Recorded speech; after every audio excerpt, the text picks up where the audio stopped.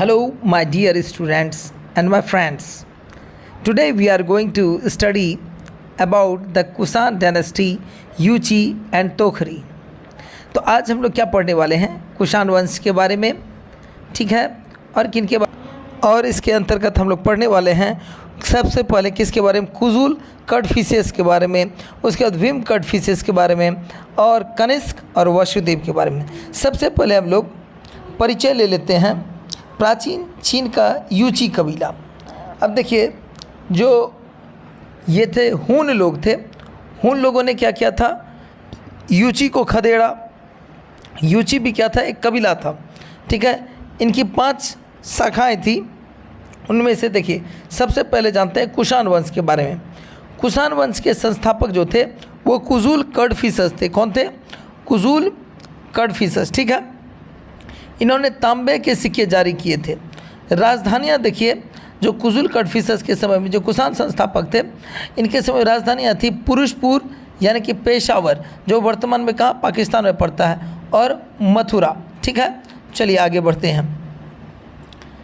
उसके बाद आ जाते हैं, बात करते हैं विम कड़फिसेस के बारे में। भारत में स्वर्ण सिक्के चलाए इन्होंने ही। किन्होंने? तो विम कड़फिसेस ने। शिव, नंदी, त्रिशूल की आकृति इत्यादि, और ये शैव धर्म अनुयायी थे, इसलिए इनका जो प्रतीक चिन्ह वगैरह था वो शिव, नंदी, त्रिशूल की आकृति थी। उपाधि देखिए, इन्हें महेश्वर की उपाधि प्राप्त थी। किन्हें? तो विम कड़फिसेस को, ठीक है। अब आते हैं कनिष्क के बारे में। कनिष्क कुषाण वंश का सबसे प्रतापी और पावरफुल, कहिए सबसे शक्तिशाली शासक था। कौन था? तो कनिष्क। राज्य अभिषेक इसका हुआ था कब? तो इसको कहते हैं कोरोनेशंस 78 AD में, ठीक है। AD की बात करें, एनो डोमिनी, ठीक है। BC की बात हम लोग नहीं कर रहे हैं। शक संवत का आरंभ, भारत का औपचारिक संवत अगर कहिए, शक संवत का आरंभ भी किसने करवाया था? कनिष्क ने करवाया था, ठीक है। इसके बाद आते हैं उपाधि। इनको देखिए, देवपुत्र की उपाधि किन्हें प्राप्त थी? तो कनिष्क को। कनिष्क का साम्राज्य देखिए किस किस ओर था और किस प्रकार था?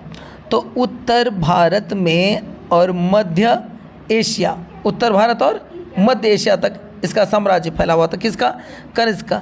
चीनी सेनापति पेंचो ने हराया। किसने हराया था इन्हें? चीनी सेनापति पेंचो ने इन्हें हराया था। मगध से अश्वघोष, बुद्ध का भिक्षापात इत्यादि क्या इस चीज़ के प्रमाण दिलाते हैं। कहने का मतलब कनिष्क के बारे में हमें पता चलता है, मगध से अश्वघोष, बुद्ध का भिक्षापात इत्यादि, ठीक है। अब चलिए आगे बढ़ते हैं। कनिष्क और धर्म की बात करें। बौद्ध धर्म का महायान शाखा का अनुयायी था यह। किसका? तो महायान का। कुंडलवन, जो कश्मीर, वर्तमान में कश्मीर नाम से इनको जानते हैं, इस स्थान को जानते हैं, में चतुर्थ बौद्ध संगति। तो क्वेश्चन रह सकता है, चतुर्थ बौद्ध संगति किनके काल में हुई थी? तो कनिष्क के काल में हुई थी। अध्यक्ष उस समय थे वसुमित्र। चौथी बौद्ध संगति के समय अध्यक्ष कौन थे? तो वसुमित्र थे। परिणाम देखिए कि ये हुआ था कि बौद्ध धर्म जो है वो उनका विभाजन हो गया था हीनयान और महायान में। हीनयान और महायान यानी कि 2 प्रमुख धर्म के रूप में बढ़ गया था, या फिर कि 2 संप्रदाय में बढ़ गया था बौद्ध धर्म, हीनयान और महायान में। भारत में महायान संप्रदाय की अगर बात करें तो द्वारा 2 शैलियों में कुछ प्रतिमाओं का निर्माण और पूजा किया गया। गांधार और मथुरा शैली, जिसके बारे में स्पेशल क्लास आपको देंगे, गांधार शैली के बारे में और मथुरा शैली के बारे में। अब देखिए, यहाँ पर हम लोग देख लेते हैं गांधार शैली के अंतर्गत और मथुरा शैली के अंतर्गत ये मूर्ति कला शैली थी। तो सबसे पहले हम लोग गांधार कला शैली की बात कर लेते हैं। इसे इंडो ग्रीक शैली या ग्रीक बुद्धिस्ट शैली तथा यूनानी रोमन शैली भी कहा जाता है, ठीक है। पहला बात ये, इस शैली का प्रमुख केंद्र कहाँ? गांधार था, जो वर्तमान में अगर कहिए तो पाकिस्तान, अफगानिस्तान के पास लगभग ये वर्तमान में मौजूद है। अतः इसे गांधार कला शैली भी कहा जाता है। इस शैली में मुख्यतः बुद्ध एवं बोधिसत्वों की मूर्तियों का निर्माण किया गया था। गांधार कला शैली में निर्मित बुद्ध की मूर्ति यूनानी देवता अपोलो की नकल प्रतीत होती है।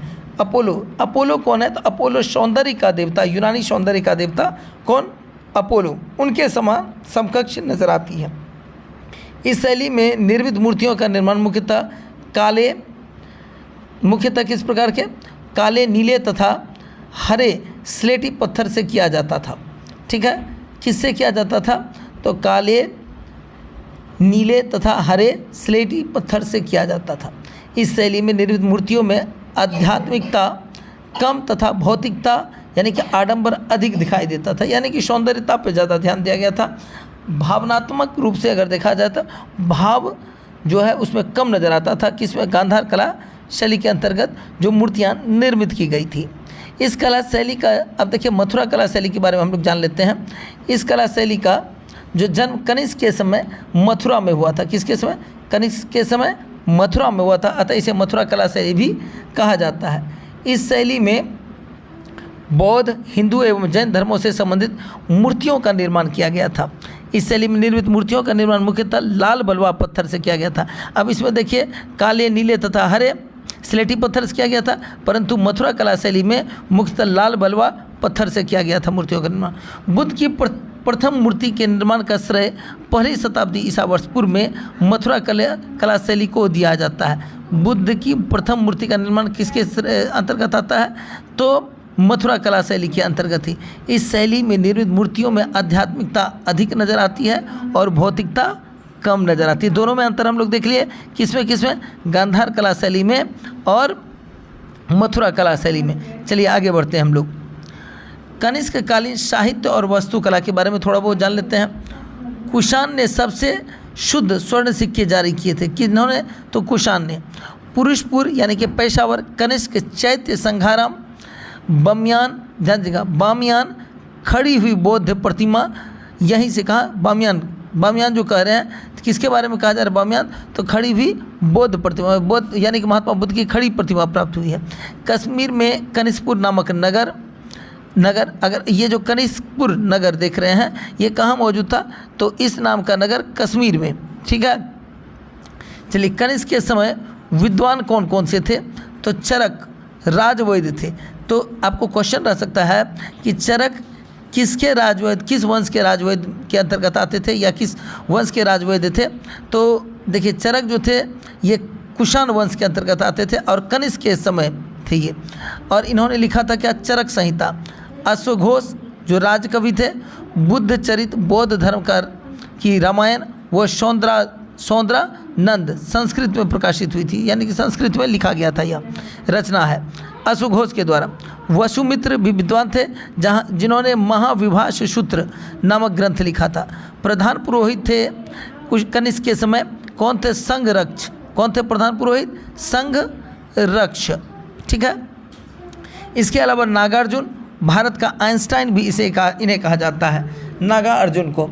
माध्यमिक सूत्र नागार्जुन का सापेक्षता का सिद्धांत, शून्यवाद, प्रज्ञापारिता, ठीक है, और वात्स्यायन के बारे में जानते हैं। इन्होंने कामसूत्र का रचना किन्होंने क्या है? वात्स्यायन किस काल के थे? तो कनिष्क के समय के थे। ठीक है, अन्य तत्व थोड़ा बहुत देख लेते हैं। रेशम मार्ग पर नियंत्रण रखने वाला प्रथम वंश कौन था? तो कुषाण था। रेशम मार्ग पर नियंत्रण रखने वाला प्रथम वंश कौन था? तो कुषाण था।